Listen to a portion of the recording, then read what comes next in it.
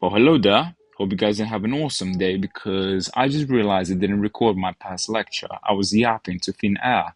And then I was like, wait a second, where is actually the recording? So here I am redoing it. But we'll do it faster, okay?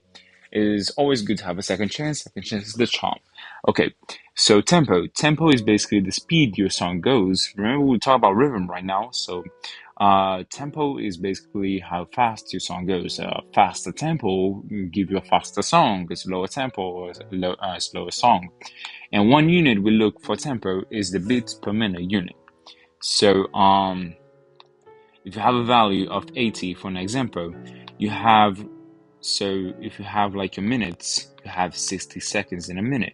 So if you have 80 beats per minute, it means you have more beats than seconds on a minute. So it means like, for an example, 1 point something beats is gonna equals to 1 second. So then the song will be a little bit faster in comparison to a song with a 60, and that is gonna be 1 bit per second. You know what I'm saying? So the higher the number, the higher the tempo and the faster the song, or the lower the number, the slower the song. So you can kind of visualize that with the beats per minute unit. You can find this unit in most songs when you look at the written form, especially the sheet music, which are basically the written forms of the music and like your manual how to play that song. So you probably will see a symbol like this of a quarter note and then a set a number. This number will be your beats per minute. It's gonna be on top of the first clef. So I will be showing to you guys in a bit what I'm talking about on the clef and all the stuff, but we also gotta talk about the symbols. So let's imagine this whole thing as one whole note, or like this whole note is one pizza. So the American denomination says this whole note is equal to one single beat, but I like to say is equal to 4 individual beats, but it is a whole note. Like we can equal it to 1, right? For better visualization. Like this whole circle is equal to 1. So if we separate the circle into half, we're gonna get half notes, which are these notes that have like the opening inside of them. So these are half the amount of those. So for an example, if you have 4 beats on this whole note over here, you're gonna have 2 beats, right? So if we separate it again, we're gonna find the quarter notes because again it's 1/4 of this whole note. So if you have 1/4 of this, you're just gonna multiply and find out that will be 1 beat in comparison to that one is 4 beats. So your quarter note looks like this. Separate it again and you're gonna find out, we're gonna stop here because this is rhythm for babies, not for adults or whatsoever masters. So this would be 1/8, right? The 8th note. So if you get 1/8, doing your simple math, you get the 4 on top, the 8 on the bottom, simplify it, and then you get half. So it'll be a half beat in comparison to the 4 beats that are up there. So you can kind of see, right? This is the most important relationship, not how much, based on this one over here, on this whole note. But you can kind of see how these symbols align with each other, right? So we're gonna be talking about time signature now, and that's when the symbols come in. So you have your sheet music. On a sheet music, you have this set. I'm so sorry for this. I don't know why this popped up. You have a set of lines, and then you also have your clef. So this, on this case, is a treble clef. So what the world? Okay, so you have your treble clef. Again, my British accent's not so good.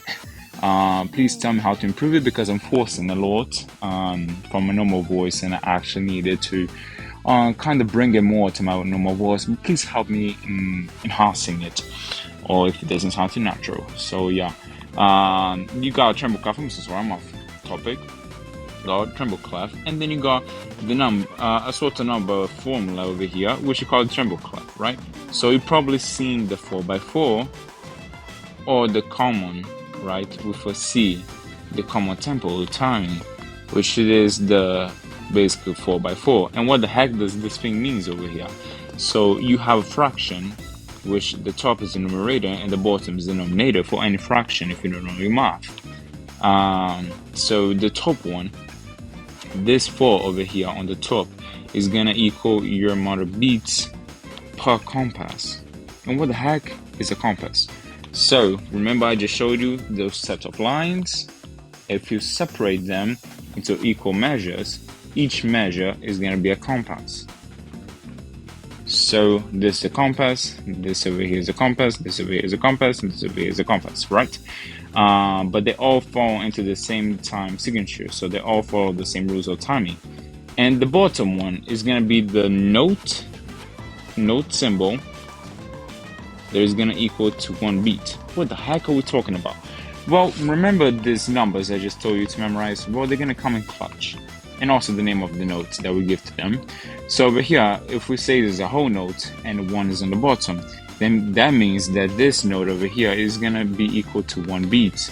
That is going to fill the compass. So on this case, by 4x4, for an example, since the bottom note is 4, the note that is going to be equal to 1 beat is a quarter note, because 4 over here and then we got 4 over here, quarter note, of course. So then, since we have 4 beats per compass I can fit, each compass I can fit one whole note, because that's times 4 the amount of beats from this one. We know in this song 1 beat is equal to the quarter note. Or I can fit 2 whole half notes, or 4 quarter notes, or 8 eighth notes per compass if we have the signature over here. For an example, if I swap this to a 6x8 signature, the note on the bottom now that is 1 beat is the 8th note.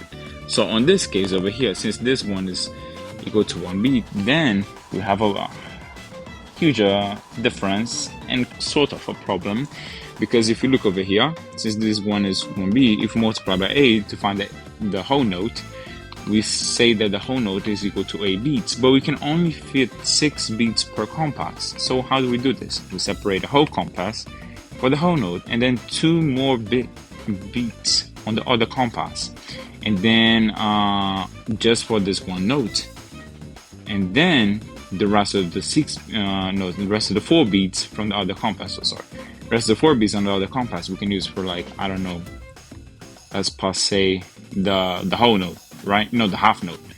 I'm confusing all of them. The half note, because then we're gonna multiply by 4, because this one is a double, this one is double, this one's double this one, and this one's double this one. So 2 times 2 equals 4.